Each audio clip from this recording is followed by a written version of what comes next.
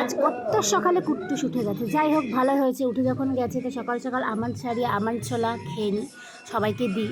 এটা আমার রোজকার রুটিন। তো অল্টারনেট করে করে খাই, একদিন কাঁচা হলুদ খাই, তো একদিন তুলসী পাতা মধু খাই। তো খাবার মোটামুটি 20 মিনিট পর আমি একটু চা খাই উইদাউট সুগার, তারপর এক্সারসাইজ করে নিই। কারণ চা আমার লাগেই, সকাল আর বিকেল চাটা আমার লাগেই উইদাউট সুগার। তো এক্সারসাইজ সেরে নিয়েছি। কুট্টুস তো কিছুতে এক্সারসাইজ করতে দেবে না, যাই হোক ওই ফাঁকে আমি একটুখানি এক্সারসাইজ করে নিয়েছি। তারপর ফ্রেশ ট্রেশ হয়ে রান্নার পালা, রান্নায় ঢুকতে হবে।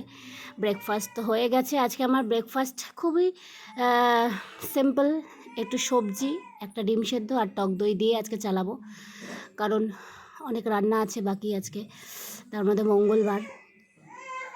নিরামিষ খাই না, তবে বিকেলবেলা একটুখানি বজরংবলির মন্দিরে যাওয়ার খুব ইচ্ছা আছে। তো চলো, আমি তো ব্রেকফাস্ট করছি, তোমরা ব্রেকফাস্ট সেরে নাও। সবাই ভালো থেকো, তো আবার পরে দেখা হবে। টাটা।